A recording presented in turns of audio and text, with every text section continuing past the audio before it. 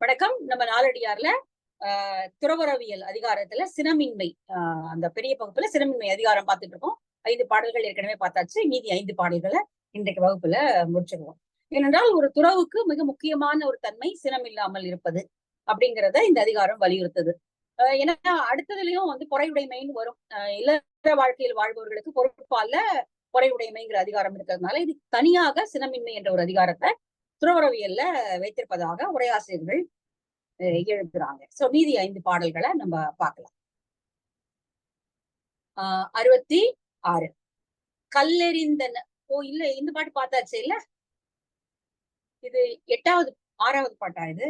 Okay okay, எனக்கு தான் கண்ணு தெரியல. சரியா, கல்லெறிந்தன்ன கயவர்வாய் இன்னா சொல் எல்லாரும் காண பொறுத்துய்ப்பர் ஒல்லை இடுநீற்றால் பையவிந்த நாகம் போல் தத்தம் குடிமையான் வாதிக்கப்பட்டு. தம்முடைய குடிமைன்னா இங்க உயர்குடி பிறந்தவர்கள்.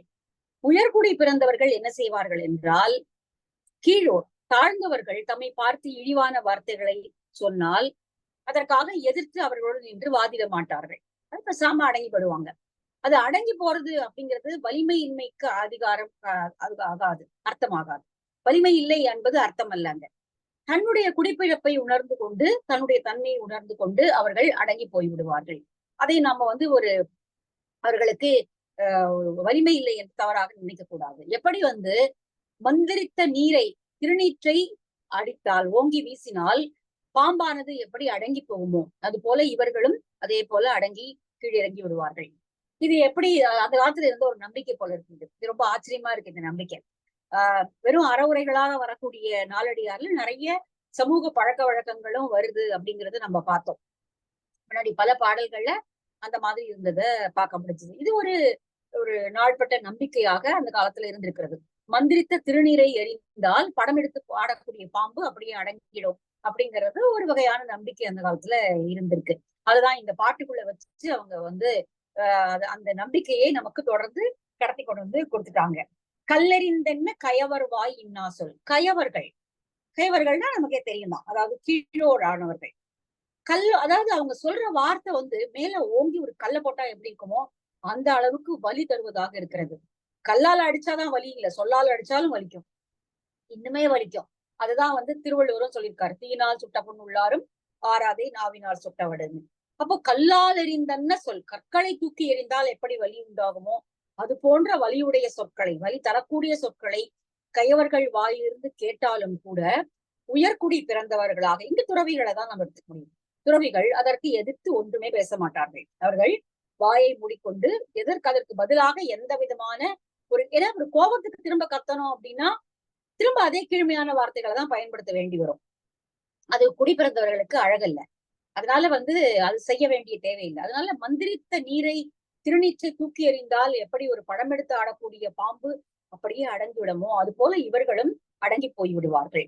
அதனால அதுக்கு அது தவறோ அல்லது அதுக்கு வலிமை இல்லை என்பதோ பொருள் கிடையாது. அதுதான் சரியான ஒரு உபாயமும் அப்படிங்கிறத இந்த பாட்டு சொல்லுது. கல்லெறிந்தன்ன கயவர்வாய் இன்னா சொல் எல்லாரும் காண பொறுத்துய்ப்பர். அதாவது தனியா கூட அவங்க திட்டல, எல்லாரும் எதிர்க்கவும் அவங்க அது கல்லெறிந்த ஒரு அடித்தது போல சொற்களை வீசி காயப்படுத்துகிறார்கள். தனிமையில இருந்து அல்லது தனியா ஒரு 2-3 பேர் சண்டை போட்டு அந்த மாதிரி சொன்னா கூட பரவாயில்ல. ஆனால் எல்லாரும் காண பொதுவில வைத்து இந்த மாதிரியான கேவலமான வார்த்தைகளை பேசி கல்லால் எரிந்தது போன்ற துன்பத்தை கொடுத்தாலும் கூட நல்ல குடிப்பிறந்தவர்கள் அதற்கு எதிர்த்து ஒரு வார்த்தையும் பேசி தம்முடைய கீழ்மையை வெளிப்படுத்திக் கொள்ள மாட்டார்கள். எது போல என்றால், ஒல்லை இடுநீற்றால், வேகமா அப்படி பொங்கி ஒரு இடுநீற்றை அது மேல மூஞ்சில அடிச்சா, முகத்துல அடிச்சா பாம்பு எப்படி டக்குன்னு அடங்கி உள்ள போயிடுமோ, பையவிந்த நாகம் போல். பையனா இங்க பாம்பு எடுத்து ஆடுகிறது. அது அப்படி படம் எடுத்து யாருக்குமே கோபம் டக்குன்னு வரதான் வரும். எந்த ஒரு கீழ் வார்த்தைகளை கேட்டாலும் கோபம் உடனே வரும். ஏதாவது ஒரு ரெசிப்ரோகேட் பண்ணிதான் ஆகணுங்கிற ஒரு நினைப்பு தான் வரும். ஆனால் குடிப்பிறந்தவர்கள் தங்களுடைய தன்மையை உணர்ந்து கொண்டு அப்படி சட்டன்னு உள்ள அடங்கிடுவாங்க. படம் எடுத்து வருவது போல, நாகம் படம் எடுத்து வருவது போல வரக்கூடிய கோபம், அதை இடுநீற்றை போட்டால் எப்படி அந்த நாகம் உள்ளிழுத்துக் கொள்ளுமோ அது போல தங்களுடைய நிலைமையை நினைத்து, தங்களுடைய குடிப்பிறப்பை நினைத்து அவர்கள் உள்ளே ஒடுங்கி விடுவார்கள். அதனால அதுதான் குடிப்பிறந்தவர்களுடைய இயல்பு, அழகும் கூட. அது கோபத்துக்கு பதிலாக இப்படி கோபத்தை காட்டுவது என்பது இயல்பு அல்ல அப்படிங்கிறதுதான் இந்த பாடலினுடைய பொருள். கல்லறிந்தன்ன கயவர்வாய் இன்னா சொல் எல்லாரும் காண பொறுத்துய்ப்பர். தனிமையில கூட இல்லை, எல்லாரும் காணும்படியான வலி நேர்ந்தாலும் கூட அதையும் அவர்கள் பொறுத்துக் கொள்வார்கள். ஒல்லை இடுநீற்றால் பைய விழுந்த நாகம் போல் தத்தம் குடிமையான் பாதிக்கப்பட்டு தன்னுடைய குடிப்பிறப்பை உணர்ந்து கொண்டு, அந்த குடிப்பிறப்பிற்கு இது அழகல்ல, இவர்களோடு எதிர்த்து வாதிடுவது என்பது அழகல்ல என்பதை புரிந்து கொண்டு அவர்கள் வாழா விருந்து விடுவார்கள். எனவே இதுதான் அவர்களுக்கான அழகு அப்படிங்கறத இந்த பாடல் சொல்லுது. இது நம்ம ஏற்கனவே முன்னாடி ஒரு பாட்டிலையும் பாட்டோம். 64வது பாட்டிலுமே இதே பாட்டு பார்த்தோம். அதுதான் அவங்க உதாரணமா கொடுத்திருக்காங்க. நேர்த்து நிகரல்லார் நீரல்ல சொல்லிய கால் வேர்த்து வெகுளார் விழுமியோர் அப்படிங்கிறது நம்ம ஏற்கனவே ஒரு பார்த்த பாட்டுதான். இதே மாதிரியான இது பின்னாடி வரக்கூடிய பாடல்கள்லயும் வருது இதே அதிகாரத்துல. அதனால குடிப்பிறப்புக்கு தக்க ஒழுக்கமுடையவர்கள் இது போன்ற செயல்களை செய்ய மாட்டார்கள் அப்படிங்கிறது ரொம்ப அழகான ஒரு மந்திரத்து ஊதியிட்டால் அதை பாம்பு அடங்கிவிடும் அப்படிங்கிற இந்த பழங்கால நம்பிக்கையும் இந்த பாட்டு காட்டுது. சரி, அதுதான் 66வது பாடல். 67வது கொலாம். இது கிட்டத்தட்ட இன்னா செய்தாரை ஒருத்தல் அவர் நாண நன்னயம் செய்து விடல் அந்த குறளுக்கு எடுத்துக்காட்டு போல இருப்பதுதான் இந்த நாலடியார் பாடல். ஒருவர் நமக்கு துன்பமே செய்தாலும் அந்த துன்பத்தை நினைத்துக் கொண்டே இருக்காமல் அவர்களே வெட்கப்படும்படியாக அவர்களுக்கு நல்ல செயல்களை செய்து விடுவதுதான் அறிவுடையோருக்கு அழகு அல்லது சான்றோருக்கு அழகு அப்படிங்கிறது குறள் தரக்கூடிய பொருள். கிட்டத்தட்ட அதே பொருள் தான் இந்த பாடலையும் நம்ம பார்க்கலாம். மாற்றாராய் நின்று தம் மாறு ஏற்பார்க்கு ஏலாமை ஆற்றாமை என்னார் அறிவுடையார். ஆற்றாமை நேர்த்தின்னா மற்றவர் செய்த கால் தாம் அவரை பேர்த்து இன்னா செய்யாமை நன்று. இந்த குறளை பார்த்த உடனே நமக்கு இந்த பாட்டு நல்லாவே புரியுது. மாற்றாராய் நின்று தம்மாறு ஏற்பார்க்கு ஏலாமை. இவ்வளவு நாள் நட்போடதான் இருந்திருப்பாங்க. நட்போட இருந்து எல்லா விதமான உபகாரங்களையும் செய்து கொண்டிருந்திருப்பார்கள். திடீரென்று மாறுபட்டு போய் எதிரணியில நின்று கொண்டு நமக்கு ஆற்றாத செயல்களை செய்ய தொடங்கி விடுவார்கள். அப்படி சில பேர் பலருடைய வாழ்க்கையில அந்த மாதிரியான ஆட்கள் இருப்பார்கள். நண்பர்களாகவே இருப்பவர்கள் திடீரென்று ஒரு எதிரணியில் சேர்ந்து கொண்டு பகைவர்களாக ஆவதோ அல்லது தூற்றுவதற்கூடிய செயல்களையோ அவச்செயல்களையோ செய்வது என்பது உலக வழக்கத்துல நடக்கக்கூடியதுதான்.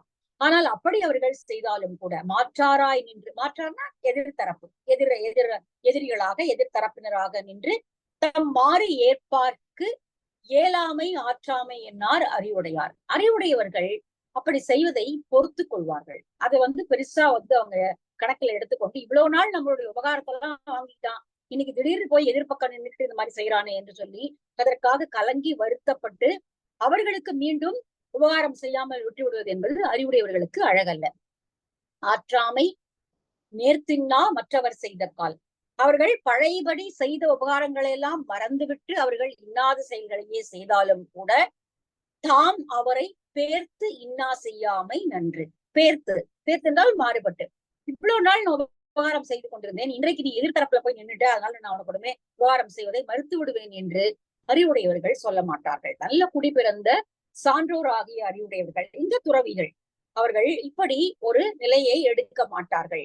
காரணம் அந்த குறளை சொல்ற மாதிரிதான். இன்னா செய்தாரை ஒருத்தல் அவர் நாண நன்னயம் செய்தது. அவர்களுக்கும் அவர்களுடைய குற்றங்களை அவர்கள் பெரிதாக எடுத்துக்கொள்ள மாட்டார்கள். அவர்கள் குற்றமே செய்தாலும் கூட இவ்வளவு நாட்களாக நம்மிடம் உபகாரம் பெற்றுக் கொண்டிருந்தவர்கள் திடீரென்று நமக்கு எதிரணியிலே போய் நின்று உபகாரம் அல்லாத அபகாரங்களை செய்ய தொடங்கினாலும் கூட அறிவுடைய சான்றோர்கள் அவற்றை பெரிதாக நினைத்து இவர்களுக்கு இன்னும் உபகாரம் செய்யக்கூடாது என்று நினைத்து அவற்றை நிறுத்திவிட மாட்டார்கள். மாறாக தொடர்ந்து அவற்றை பேர்த்து இன்னா செய்யாமை, இன்னாத செயல்களை அவர்களுக்கு செய்யாமல் இருப்பதுதான். உபகாரம் செய்யாங்களோ இல்லையோ, மற்றபடி அவர்களை அபகாரமாக பேசுவது என்பது சான்றோர்களிடத்தில் இல்லை. எனவே துறந்தவர்களாக தம்மை குறிக்கொள்பவர்கள், துறவிகளாக பாவிக்கப்படுபவர்கள், துறவுத்தன்மையை ஏற்றவர்கள் இது போன்ற நல்ல ஒழுக்கங்களை உடையவர்களாக இருக்க வேண்டும் அப்படிங்கிறத இந்த பாட்டு இது முக்கியமா சொல்லுது. ஏனென்றால் சினம் தவிர்தல் தான் துறவு பூணுதலுடைய மிக முக்கியமான ஒரு ஒழுக்கம். அதுதான் துறவினுடைய துறவுங்கிறது அர்த்தமே என்ன அப்படின்னா, வேண்டாத சிலதெல்லாம் விட்டுறது, விட்டு வெளியில போயிடுறது, அல்லது குடும்பத்தை பரிதவித்து விட்டுட்டு எங்கேயாவது போயிடுறது, கண்காணாத இடத்துல போய் ஒழிச்சுக்கிறது, அதெல்லாம் கிடையாது. மாறாக நம்முடைய மனதில் இருக்கக்கூடிய சில அவா வெகுளி ஆசை இது போன்றவற்றை விடுவது அப்படின்னு தான் சொன்னா அப்படின்னா, என்றால் இல்லறத்திலேயே வாழ்ந்து கொண்டு துறவரம் மேற்கொள்பவர்கள் கூட இருந்திருப்பார்கள் அந்த காலத்துல, இல்லையா? அதனால சினத்தை தவிர்த்தல் அப்படிங்கிறதுதான் தவ ஒழுக்கம் அப்படிங்கிறத இந்த பாட்டு திரும்ப சொல்லுது அப்படின்னு உரையாசிரியர் எழுதுகிறார். நம்ம அவர்களுக்கு ஆற்றாதபடி எதிர்ந்து அவர்களுக்கு எந்த தீய செயல்களையும் செய்துவிடக் கூடாது அப்படிங்கிறதுதான் இந்த பாடலினுடைய பொருள். இது இதுக்கு குறள் 308வது குறள், கிட்டத்தட்ட இதே மாதிரியான குறள் இருக்கு. இணர் எரி தோய்வன்னு இன்னா செய்யினும் புணரின் வெகுளாமை நன்று. இணர் எரி, இணர்னா கொத்து, நமக்கு தெரியும், பூங்கொத்துக்களுக்கு தான் இணர் அப்படின்னு பேரு. இணர் எரி, எரி அப்படின்னா கொள்ளிக்கட்டை, பல குச்சிகளை வைத்து சேர்த்து கட்டப்பட்ட. இணர் எரினா கொத்துக்களாகிய நெருப்பு. நெருப்பு கொத்துன்னு சொல்ல முடியாது, அழகான வார்த்தை தான் அது, நெருப்பு கொத்து. அது போல அந்த கொள்ளிக்கட்டையை விட்டு சுட்டால் கூட இணர் எரி தோய்வன்னு இன்னா செய்யணும். இங்க கல்லால் அடித்தது போன்றன்னு முன்னாடி நாரடியால சொன்னாரு. இங்க திருக்குறள் இணரெறி தோய்வன்னு இன்னா செய்யணும் புணரின் வெகுளாமை நன்று. அவர்களோடு நட்பு கொண்டிருந்ததை நினைத்து நாம் வெகுளாததுதான் நல்ல தன்மை அப்படின்னு திருக்குறள் சொல்லுது. இங்க இந்த பாடல் இந்த மாதிரி அவர்கள் மாற்றார்களாக ஆகிவிட்டாலும் கூட அவர்கள் மேல் கொண்ட கோபத்தை வெளிக்காட்டாமல் இருப்பதுதான் தவமுடையவருக்கு அழகு. கோபமே கொள்ளாமல் இருப்பதுதான் அழகு, வெளிக்காட்டுதல் என்பது அதுக்கு அடுத்ததுதான். சோ இந்த பாடலினுடைய பொருள் இதுதான். இதுக்கு கம்பனுடைய அழகான பாட்டும் இருக்கு. உதாரணமா உரையாசிரியர் கொடுத்திருக்காங்க. இதுலதான் நம்ம உரையாசிரியர்களுக்கு பெரிய நன்றி சொல்லணும். இல்லைன்னா எங்கெங்கேயோ இருக்கிறத நம்ம எப்படி கனெக்ட் பண்ணி படிக்க முடியும்? எவ்வளவு பெரிய பேரு, எவ்வளவு பெரிய வேலையை அவங்க செஞ்சு வச்சுட்டு போயிருக்காங்க இல்லையா? அது ரொம்ப ஆச்சரியமானதுதான். எங்கெங்கெல்லாமோ இருக்கக்கூடிய இதே மாதிரியான பாடல்கள் வேற இலக்கியங்கள்ல இருக்கக்கூடிய எல்லாம் எடுத்து காட்டும் போது நமக்கு நாம ஏதோ அந்த புத்தகம் இல்லாம படிச்சுட்டா மாதிரியான ஒரு நிறைவு நமக்கு வருது. ஸோ அந்த வகையில உரையாசிரியர்களுக்கு ரொம்ப ரொம்ப நன்றி கடன் பட்டிருக்கோம் அப்படின்னு தான் சொல்லணும். இங்க கம்பனுடைய ஒரு பாடலையும் ஒரு உதாரணமா காட்டுறாரு. பொறையின் ஆற்றலால் மூண்டெழு வெகுளியை முறையின் நீக்கினார் ஆண்டுரை அறக்கரால் அலைப்புண்டாரோ அப்படின்னு வருது. இது எந்த படத்துல வருதுன்னு தெரியல. பொறையின் ஆற்றலால் அவன் அந்த கோபத்தை அடக்கி கொண்டான். எதனுடைய ஆற்றலால் என்றால் பொறுமையினுடைய ஆற்றலால் அவன் மூண்டெழு வெகுளியை, எப்படி இந்த நீர் போட்டா பாம்பு அடங்குமோ அது போல அவனுடைய பொறையுடைமையினால அவனுடைய கோபத்தை அவன் அடக்கி கொண்டான் என்று கம்பராமாயணத்துல வர பாடலை இங்க கொடுக்கிறாரு. சரி, அடுத்த பாட்டுக்கு போலாம். ரொம்ப அழகான பாட்டு அடுத்த பாட்டு, ரொம்ப அழகான பாட்டு. நெடுங்காலம் ஓடினும் நீசர் வெகுளி கெடுங்காலமின்றி பறக்கும்.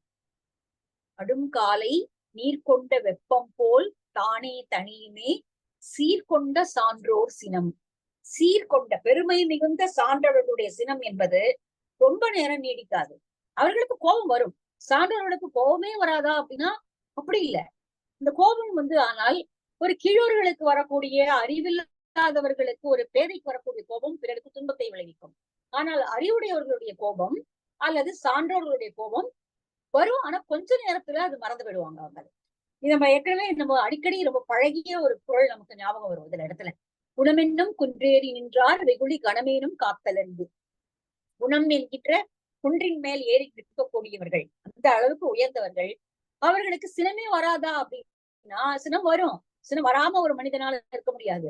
அப்படி வரும். ஆனால் அது ஒரு ஒரு க்ஷணத்துல அது மறைஞ்சுவிடும். அது பெரிய எதிர்விளைவுகளை உண்டாக்காது. ஒரு மூடனுடைய கோபம் அல்லது ஒரு முட்டாளுடைய கோபம் விளைவிக்கக்கூடிய விளைவுகளை ஒரு சான்றோருடைய கோபம் விளைவிக்காது. அதாவது அழிவுத்தன்மையை உண்டாக்காது. நல்ல தன்மையை உண்டாக்கலாம், ஆனால் அது அழிவுத்தன்மையை உண்டாக்காது அப்படின்னு சொல்றதுக்கு இந்த பாடல் இன்னொரு அழகான உதாரணம். நெடுங்காலம் ஓடினும் நீசர் வெகுளி. நீசர் என்றால் கீழ்மக்கள், கீழ்மையான குணமுடையவர்கள். இங்க நம்ம ஜாதி பகுப்பெல்லாம் எடுத்துக்க கூடாது. கீழ்மையான தன்மையுடையவர்கள் எல்லா இடத்துலயும் இருப்பாங்க, எல்லா வகையிலும் இருப்பாங்க. அதனால நீசர் கீழ்மையான தன்மையுடைய அவர்கள் கோபத்தை ரொம்ப நாள் பாதுகாத்து வச்சிருப்பாங்க மனசுலயே. அது தேவையில்லாது. அந்த கோபம் அவர்களையே அழித்து விடும். எப்படி நீங்க ஒரு தீக்கங்க உள்ள வச்சீங்கன்னா அது அப்படியே வெளியே தெரியலன்னா கூட அப்படியே கொஞ்சம் கொஞ்சமா அது அப்படி இருக்கிற இடத்தையே அப்படி தொலைச்சு அழிச்சிருமோ, அது போல இந்த பாரதியினுடைய பாட்டுதான் ஞாபகம் வருதுங்க. அக்னி குஞ்சொன்று கண்டேன் அதை ஆங்கோர் காட்டிடை வந்தினில் வைத்தேன் வெந்து தணிந்தது காடு தழல் வீரத்தில் குஞ்சென்றும் முப்பென்றும் உண்டோ. அது வேற ஒரு பாவனைக்காக சொல்லப்பட்ட பாட்டு அது. ஆனால் எவ்வளவு சிறியதாக இருந்தாலும் கோபம் நாள்பட்டு உள்ளுக்குள்ளேயே ஊழிக்கிட்டே இருந்தது அப்படின்னா அது ஏதோ ஒரு காலத்துல ஒரு பெரிய விளைவுகளை உண்டாக்கும். இதுக்கு உரையாசிரியர் ரொம்ப அழகான ஒரு ஒரு விளக்கம் கொடுக்குறாரு. ஏன் இந்த கோபத்தை எவ்வளவு நாள் வச்சுக்கிறாங்க உள்ளுக்குள்ளேயே அப்படின்னா, தான் என்கின்ற அகந்தை அதன் காரணம். இந்த ஆங்கிள் நம்ம யோசிச்சிருக்கவே மாட்டோம். ஒருத்த கோபத்தை ரொம்ப நாள் நீட்டிச்சு மனசுக்குள்ளேயே வச்சுக்கிறான் அப்படின்னா அதுக்கு அந்த கோபத்தை விட்டுருங்க. அவன் ஏன் அந்த கோபத்தை வச்சுக்கிறாங்கிறதுக்கு அடிப்படையான காரணம் தான் பெரியவன் தானே. தன்னை விட உயர்ந்தவன் இருக்க முடியுமா? எனக்கு போய் அவன் அப்படி பண்ணிட்டானே, என்ன போய் இந்த மாதிரி அவன் சொல்லலாமா அப்படிங்கிற அந்த தான் என்கின்ற அதாவது இந்த அகந்தை தான் இந்த கோபத்தை நீண்ட நாளாக வைத்துக் கொள்வதற்கு ஒரு அடிப்படை காரணம் அப்படிங்கிறாரு. முன்னாடி ஒரு பாட்டு பார்த்தோம். வந்து பொல்லாங்கு சொன்னால் கூட அதை வாயை மூடிக்கொண்டு அறிவுடையவர்கள் பொறுத்து கொண்டு போய் விடுவார்கள். அல்லது சாதாரணமா கீழ்மக்கள் என்ன செய்வாங்க அப்படின்னா ஊராருக்கே கேட்கும்படியாக துள்ளி குதித்து தூண்ல போய் விட்டுக்கிட்டு எல்லாருக்கும் தெரியும்படியா செஞ்சிருவாங்க அப்படின்னு ஒரு பாட்டு பார்த்தோம். அதே போல இந்த கோபம், கோபத்தை நீண்ட நாள் நீடிக்க விடக்கூடாது. அது அப்பவே அழிச்சுறதா நல்லது. அது வந்து அது கோபத்தை தாங்கி நிற்பவர்களுக்கும் அது வந்து ஒரு சுமையானதுதான். இன்னைக்கு சயின்ஸ் வளர்ந்திருக்கக்கூடிய இடத்துல நம்ம பாக்குறோம் ஸ்ட்ரெஸ் அப்படிங்கிறதும் நம்ம மனசுல இருக்கக்கூடிய தீய எண்ணங்களும் நம்மளையே எந்த அளவுக்கு பாதிக்கும் அப்படிங்கறத வந்து இன்னைக்கு சயின்ஸ் வந்து ரொம்ப அறிவியல் பூர்வமாகவே நிரூபிச்சிருக்கு. மருத்துவ உலகம் அது அறிவியல் பூர்வமாகவே நிரூபிச்சிருக்கு. நம்முடைய மனதில தோன்றக்கூடிய தீய எண்ணங்கள் அல்லது நாள்பட்ட தீய எண்ணங்கள் நிச்சயமாக உடல் நலத்துக்கு ஊறு விளைவிக்கக்கூடியவை அப்படிங்கிறது. சோ இங்க இந்த பாட்டு அதுதான் சொல்லுது. நெடுங்காலம் ஓடினும் நீசர் வெகுளி கெடுங்காலம் இன்றி பறக்கும். பறக்கும்னா பறந்துன்னா அப்படி விரிஞ்சு நிக்கிறது. அப்படியே நிற்கும். அப்படியே தக்க வச்சுக்கிட்டே இருப்பாங்க. எப்படா டைம் கிடைக்கும் அதை வந்து அழிச்சுக்கலாம் அப்படின்னு பாக்குறதுக்கான இந்த கோபத்தை அவர்கள் தாங்கிக் கொண்டே இருப்பார்கள். அது வந்து சரியில்லை. அது வந்து அது யாருக்குமே நன்மை பயக்கக்கூடியது இல்லை. ஆனால் சான்றோருடைய கோபம் எப்படிப்பட்டது என்றால் அடுங்காலை நீர் கொண்ட வெப்பம் போல். தண்ணியை சுட வச்சோம்னா அது கொஞ்ச நேரம் கொதிக்கும், சூடாகும். ஆனா நீங்க அதை அடுப்பு அணைச்சிட்டீங்க அப்படின்னா அந்த சூடு கொஞ்சம் கொஞ்சமா தணிஞ்சு கொஞ்ச நேரத்துல இந்த தண்ணி சுட வச்ச தண்ணி தானா அப்படிங்கிற மாதிரியான ஒரு நிலைமைக்கு குளிர்ந்த தன்மைக்கு வந்துவிடும். மிக விரைவாக தன்னுடைய அடுப்பை எரியிற வரைக்கும் அது வந்து சூடா இருக்கும்.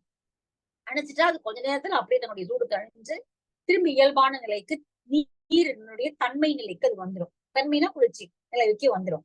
அப்போ சான்றோர்களுடைய கோபம் இப்படிப்பட்டதுதான். அந்த நேரத்துக்கு அவங்களுக்கு கோபம் வரும். ஆனால் அந்த கோபத்தை அவர்கள் நீண்ட நேரம் நீட்டிக்க விட மாட்டார்கள்.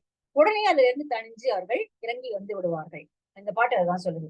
அடுங்காலை நீர் கொண்ட வெப்பம் போல் தானே தனியுமே சீர்கொண்ட சான்றோர் சினம். சீர்ன பெருமை, பெருமை மிகுந்த சான்றோர்களுடைய சினம் என்பது இந்த பாட்டு அழகா சொல்லுது. சான்றோர்களுக்கு சினமே வரக்கூடாது இந்த பாட்டு சொல்லல. சான்றோர்களுக்கு சினம் வரும். ஆனால் அந்த கோபம் அவர்கள் நாள்பட மனதை ஈட்டித்து வைக்க மாட்டார்கள், வைத்துக் கொள்ள மாட்டார்கள். உடனே அதை மறந்து விடுவார்கள். அதுதான் அழகு கூட.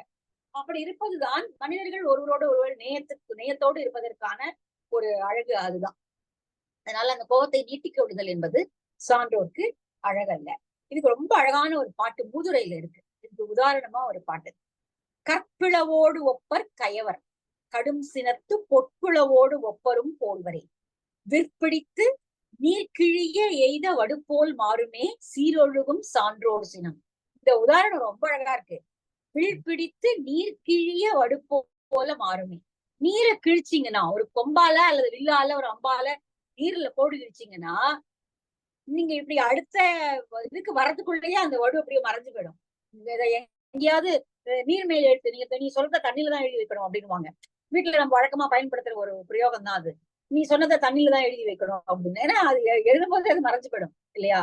அது போல சான்றோருடைய கோபம் என்பது நீர் கிழிய எய்த வடு போல மாறுங்க. அங்கங்க வடு இருக்கும். நீரை கிழிச்சிங்கன்னா அதுல வடு இருக்குமா? அது உடனே அது மூடிடும். அது போல சான்றோர்களுடைய மனது உடனே அவருக்கு அந்த கோபத்துக்கு மறந்துடுவாங்க. அது அவங்க மனசுல நிக்கவும் நிக்காது. சோ அதுதான் சான்றோருக்கு அழகு அப்படிங்கிறது. கோபத்தை நாள்பட நீட்டிச்சு வச்சிருக்கான் அப்படின்னா அவனுக்கு தான் என்கின்ற அகந்தை இருக்குன்னு அர்த்தம். அந்த அகந்தையினால்தான் என்ன போய் சொல்ல முடியுமா அப்படிங்கிற அந்த அகந்தை தான் இந்த கோபத்தை நீட்டிப்பதற்கான காரணம் ஒழிய வேறு இல்லை அப்படின்னு உரையாசிரியர் எழுதுறாரு. அது ரொம்ப சரியான ஒன்றுதான். நம்ம அதிகமா நினைச்சுக்கிறதுனாலதான் யாராவது ஏதாவது சொல்லிட்டா நமக்கு அவ்வளவு வருத்தம் வருது. ஐயோ நம்மள போய் சொல்லிட்டாங்களா நம்ம என்ன பெருசா, நம்மளும் கோடான கோடி மக்களை மாதிரி சாதாரணமானவர்கள் தானே. அதனால அந்த தன் முனைப்புனாலதான் அந்த கோபம் நீட்டிச்சு நிக்குது அப்படின்னு இந்த உரையாசிரியர்கள் எழுதுறாங்க. அது ரொம்ப அழகான ஒரு உதாரணமா அந்த விளக்கம் ரொம்ப அழகா இருக்கு. சோ இந்த பாடல் அதுதான். நெடுங்காலம் ஓடினும் நீசர் வெகுளி கெடுங்காலம் இன்றி பறக்கும். கெடுங்காலம் இன்றி அது அழியவே அழியாதாம். கோபம் அப்படியே இருக்குமா. இந்த கோபத்தை அப்படியே மனசுல வச்சிருப்பாங்க. கெடுங்காலம் இன்றி அது வந்து போச்சு, அந்த கோபம் மறந்து போச்சு அப்படிங்கிறதுக்கு அடையாளமே இல்லை. அது அப்படியே நிற்கும். அந்த கோபம் அப்படியே நின்றுட்டே இருக்கும். பறக்கும். அடுங்காலை பீர் கொண்ட வெப்பம் போல் தானே தனியுமே. அடும் காலை தண்ணீர் கொதிக்க வைக்கும் பொழுது அது சூடாகக்கூடிய தன்மை பெற்ற நீரானது அந்த அடுப்பை அணைத்த உடனேயே கொஞ்ச நேரத்துல திரும்ப தன்னுடைய பழைய நிலைமைக்கே வந்துடும். அது போல சான்றோர்களுடைய கோபம் கொஞ்ச நேரம் நின்று வரும், கொஞ்ச நேரத்துல அது இல்லாம போயிடும். அதுதான் சான்றோருக்கு அழகு அப்படிங்கறத இந்த பாடல் சொல்லுது. இதேதான் இந்த பொருளை நம்ம முன்னாடி பார்த்த இந்த இதுவும் அதேதான். வேற எதுவும் நம்ம குறளும் அதேதான் பார்த்தோம். குணமென்னும் குன்றேறி என்றார் வெகுளி கணமேனும் காத்தல். ஒரு கணம் தான் அவர்களுக்கு கோபம் வரும், அதுக்கு மேல வராது. ஓகே, சரி, அடுத்த பாட்டு போலாமா? 69.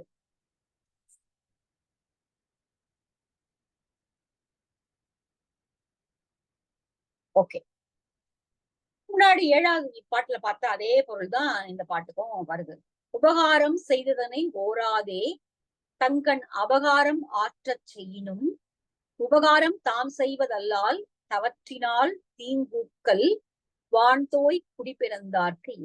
வான்தோய் குடிபிறந்தார், வானளவுக்கு முட்டக்கூடிய அளவுக்கு பெருமையுடைய குடியில் பிறந்தவர்களுக்கு இந்த தன்மை இல்லை. எந்த தன்மை இல்லை அப்படின்னா, உபகாரம் செய்ததனை ஓராதே. எவ்வளவோ உதவிகள் செய்திருப்பாங்க, அது எதையுமே மனசுல கருத்து கொள்வதே இல்லை, மனசுல எடுத்துக்கிறதே கிடையாது. எல்லாத்தையும் மறந்து எல்லா உபகாரத்தையும் வாங்கிட்டு எல்லா உதவிகளையும் ஏற்றுக்கொண்டு அவற்றால் பயன் பெற்றுவிட்டு, ஆனால் ஓராது, ஓறுதல் தான் நினைத்து பார்த்தல், அது கொஞ்சம் கூட நினைச்சு கூட பார்க்காம தங்கன் அபகாரம் ஆற்ற செய்யணும். வேலை வந்த போது ஏதாவது ஒரு நேரம் வரும் பொழுது உபகாரத்தை வாங்கி கொண்டவர்களுக்கே அபகாரம் செய்யக்கூடிய தன்மை உடையவர்களாக கீழ்மக்கள் இருப்பார்கள். அபகாரம் ஆற்ற செய்யணும். அப்படி செய்தார்கள் என்றால் அப்போ மேன்மை குடிப்பிறந்த மக்கள் என்ன செய்யணும் அப்படின்னா, உபகாரம் தாம் செய்வதல்லால் தவற்றினால் தீங்கூக்கள். இவ்வளவு பண்ணி கூட இந்த மாதிரி பண்ணிட்டானே என்று சொல்லி வருந்தி திரும்பி அவர்களுக்கு அப்பவும் உபகாரம் தான் செய்வாங்களே ஒழிய அவர்களுக்கு தீங்கு செய்ய வேண்டும் என்று உயர்ந்த குடிப்பிறந்தவர்கள் நினைக்க மாட்டார்கள். தீங்கு செய்வார்கள் என்றால் அது கோபத்தினுடைய விளைவு இல்லையா? இந்த கோபம் மனசுலயே இருந்தாதான் தீங்கு செய்யணும். பாரு, நான் இவ்வளவு நல்லது பண்ண அப்படி பண்ணிட்டானே, அதனால அவனுக்கு இனிமே நம்ம உபகாரம் செய்யக்கூடாது. ரெண்டு விஷயம், ரெண்டு பண்ணலாம். ஒண்ணு உபகாரம் செய்வதை நிறுத்திடலாம், அல்லது தீங்கு செய்யலாம், ரெண்டும் செய்யலாம். ஆனால் இங்க இந்த பாட்டு என்ன சொல்லுதுன்னா, உபகாரம் செய்வதை நிறுத்தவும் கூடாது, அந்த தீங்கை நினைத்து பார்க்கவும் கூடாது. இது ரொம்ப கஷ்டம். அதனாலதான் வான்தோய் குடி பிறந்தார் இயல்பு அப்படின்னு இந்த பாட்டு சொல்லுது. வான்தோய் குடி பிறந்தவர்களுக்கு என்ன இயல்புனா, உபகாரம் செய்து கொண்டே உபகாரத்தை பெற்றுக்கொண்டே இருந்தவர்கள் அது எல்லாத்தையும் மறந்துட்டு நமக்கு அபகாரம் செய்கிறார்கள் என்றால் அந்த சமயத்தில் கூட தீங்கு செய்ய நினைக்காமல், தீங்கு செய்ய நினைக்கணும்னா கோபம் வரணும். இந்த கோபம் இப்ப வரக்கூடாது, அந்த இடத்துல கோபம் வராது. உபகாரம் செய்வதையும் நிறுத்தாமல் இருக்க வேண்டும். இது ரொம்ப கஷ்டம். உபகாரம் செய்வதையும் தொடர்ந்து செய்து கொண்டே இருக்க வேண்டும். அவன் சொன்னா சொல்லிட்டு போறான், அவனுக்கு எதுவும் அறிவு இல்லாம அவன் பேசுறான், அதனால அதை பத்தி நம்ம நினைக்க வேண்டியதில்லை என்று நினைக்கக்கூடியவர்கள் தான் துறவை மேற்கொண்ட வான்தோய் குடிபிறந்தவர்களுக்கு அழகு அப்படின்னு இந்த பாடல் சொல்லுது. ரொம்ப கஷ்டமானதுதான். அறநெறிகளாக சொல்லப்படுபவை அத்தனையும் கடைபிடிக்க மிக மிக கடுமையானவை, மிக கடுமையானவை. இதெல்லாம் ஒரு சாதாரண வாழ்க்கையில ஒரு சாதாரண மனுஷனால செய்ய முடியுமா அப்படின்னா, பல தவமுடையவர்களுக்கே செய்ய முடியுமா அப்படின்னா, நம்ம நிறைய புராணங்கள்ல மிக கோபக்கார முனிவர்களை தான் நம்ம பார்த்திருக்கோம். துறவு மேற்கொண்ட முனிவர்கள் எந்த அளவுக்கு கோபத்தோடு இருக்கிறார்கள்ங்கிறத நம்ம பார்த்திருக்கோம். அது ரொம்ப ஆச்சரியமான இந்த நீதி நூல்களுக்கு கான்ட்ராஸ்டான ஒரு விஷயம் தான் அது. மிக கோபமான துர்வாச முனி, விஸ்வாமித்திரர், இவங்கெல்லாம் பயங்கர கோபம் வரக்கூடியவங்க. அப்புறம் மணிமேகலையில ஒரு முனிவர் வருவாரு, 12 வருஷத்துக்கு ஒரு தடவை ஒரு நெல்லிக்கனி தான் சாப்பிடுவாரு. 12 வருஷத்துக்கு ஒரு தடவை தான் ஒரு கனி காய்க்கும். அந்த நெல்லிக்கனியை காய சண்டியை மிதிச்சிருவா. தவம் மேற்கொண்டவர் தானே, துறவி தானே, விட்டுட்டு போலாம்ல. ஒரு சாபம் கொடுப்பாரு, உனக்கு நீ ஆணைத்தி என்ற பசினால நீ பீடிக்கப்படணும் அப்படின்னு சொல்லி ஒரு சாபம் கொடுத்துருவார். அந்த சாபத்தை நீக்குவதற்காகத்தான் அவன் மணிமேகலை தேடி வருவா. மணிமேகலை போய் மணிமேகலா பாத்திரத்தை எடுத்துட்டு வருவா. அந்த மணிமேகலா பாத்திரத்துல அந்த அட்சய பாத்திரத்துல அமுத சுரபியில யார் முதல்ல உணவு போடணும்னா அங்க போய் மாதிரியை தேடி போய் அவங்க அதை வாங்குவாங்க. சோ அப்படி கதை போகும். அப்போ முனிவர்களாலையும் அடக்கிக் கொள்ள முடியாதது கோபம் என்பது. அதனாலதான் திரும்ப திரும்ப இந்த அதிகாரங்கள் அதை சொல்லுது. இந்த நீதி நெறிமுறைகள் துறவிகளாக இருந்தா மட்டும் போராது, அந்த கோபத்தை அடக்கக்கூடிய தன்மை இருப்பவன் தான் உண்மையான துறவி. அப்படின்னா ரொம்ப கம்மியான துறவிகள் தான் அந்த உலகத்துல இருப்பாங்க. சோ இந்த பாடல் அதுதான் சொல்லுது. உபகாரம் செய்ததனை ஓராதே தங்கன் அபகாரம் ஆற்ற செய்யினும் உபகாரம் தாம் செய்வதல்லால் தவற்றினால் தீங்கு ஊக்கல் வான்தோய் குடிபிறந்தார்க்கு. வானை விட்டக்கூடிய அளவிற்கு உயர்ந்த பண்புகளை உடைய குடிபிறந்தவர்கள் தன்மையை செய்ய மாட்டார்கள்.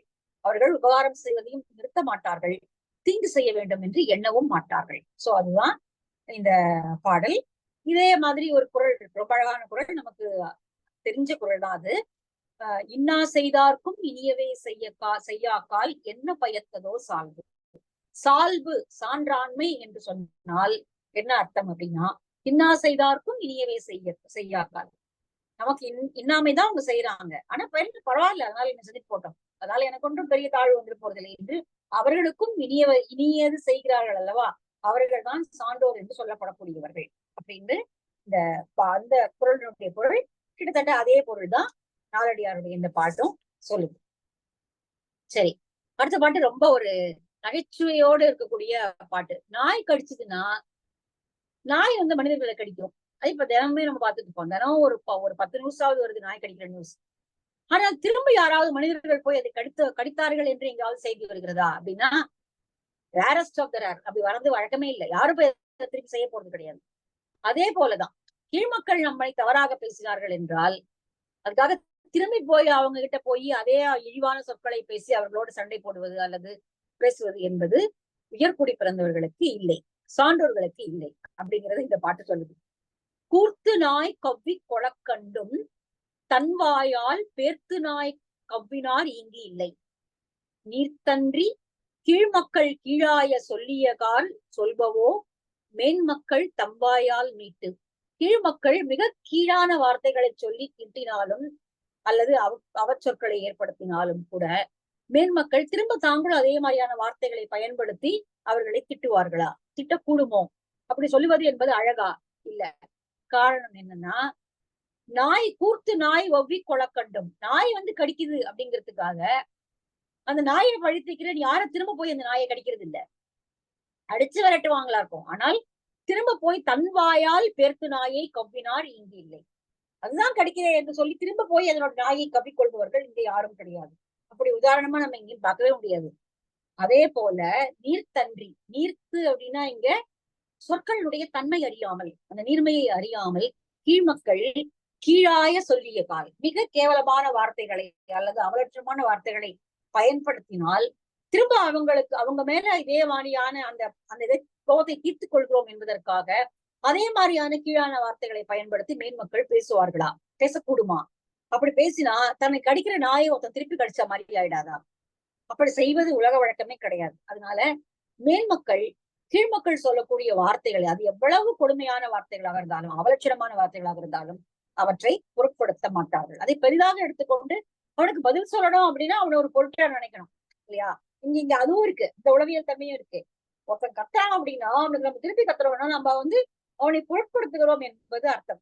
சில படங்கள்ல டயலாக் எல்லாம் வரும், ஒண்ணு என்னோட எதிரியா கூட ஒண்ணு நினைக்கிறதுக்கு தகுதி கிடையாது அப்படிங்கிற மாதிரி எல்லாம் எழுதுவாங்க. ஒரு எதிர்த்தரப்புல நின்று வச்சு பாக்குறதுக்கு கூட ஒரு தகுதி வேணும். அந்த தகுதி இல்லாதவர்களிடம் போய் அவர்கள் பேசக்கூடிய வார்த்தைகளுக்காக நாம் திரும்ப அதே போல கீழ் வார்த்தைகளை பேசுவது என்பது அறிவுடையவர்களுக்கு அழகல்ல.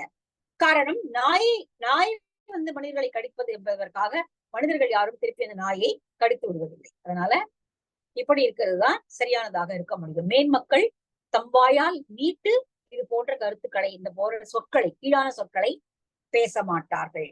ஒரு மொழி அப்படிங்கிறதுக்கு வந்து எவ்வளவு முக்கியத்துவம் கொடுத்திருக்காங்க அப்படிங்கிறது இந்த அதிகாரத்துல தெரியுது. இது சினமின்மைதான் அப்படின்னு சொன்னா கூட ஒரு மேன்மக்களுடைய வாயிலிருந்து கீழான வார்த்தைகள் வரவே கூடாது அப்படிங்கிறத இந்த அதிகாரத்தினுடைய ஒட்டுமொத்த ஒரு பொருளா பார்த்தோம் அப்படின்னா, எவ்வளவு துன்பம் வந்தாலும் அது போன்ற வார்த்தைகளை பயன்படுத்தி விடக்கூடாது. ஒரு எதிர்மறையான வார்த்தைகளை, கீழான வார்த்தைகளை. ஏன்னா வந்து இப்போ நம்ம என்ன சாப்பிடுறோமோ அதுதான் நாம அப்படின்னு ஒரு சொல்லுவாங்க. நீங்க என்ன உணவு உட்கொள்கிறீர்களோ அந்த உணவினுடைய குணம்தான் உங்களுக்கு வரும் அப்படிங்கிற மாதிரி ஒரு நம்பிக்கை பரவலா இருக்கு. அதே போல நம்ம வாயிலிருந்து வர வார்த்தை தான் நம்ம பயன்படுத்துகிற மொழிதான் நம்ம யார் என்பதை காட்டுகிறது. அதனால ரொம்ப வந்து பயன்படுத்தக்கூடிய சொற்களை எவ்வளவு கோபம் வந்தாலும், எவ்வளவு இழிவாக நடத்தப்பட்டாலும், மிக மோசமான சொற்களை பிரயோகிக்காமல், பயன்படுத்தாமல், சொல்லாமல் இருத்தல் என்பது அது பெரிய அடக்கம் வேணும். அதுக்கு ரொம்ப பெரிய அடக்கம் வேணும். அந்த அடக்கத்தை தான் தவம்னு சொல்றாங்க, துறவுன்னு சொல்றாங்க. சோ இந்த அதிகாரத்துல இருந்து நம்ம முழுமையா புரிந்து கொள்ளக்கூடிய ஒரு ஒற்றை வரி எது அப்படின்னா, உயர்குடி பிறந்தவர்களை யாராக இருந்தாலும், நல்லவர்களாக இருப்பவர்கள் யாராக இருந்தாலும் அல்லது அறிவுடையவர்களாக இருந்தால் அவர்கள் அந்த மாதிரி வார்த்தைகளை பயன்படுத்த மாட்டார்கள் அப்படிங்கறதுதான். சோ இதோட இந்த இது முடியுது, இந்த அதிகாரமும் முடியுது, துறவரவியலும் முடியுது. அடுத்தது நம்ம இல்லறவியல் போகிறோம். அது அடுத்த வகுப்புல நம்ம பார்க்கலாம். நன்றி, வணக்கம்.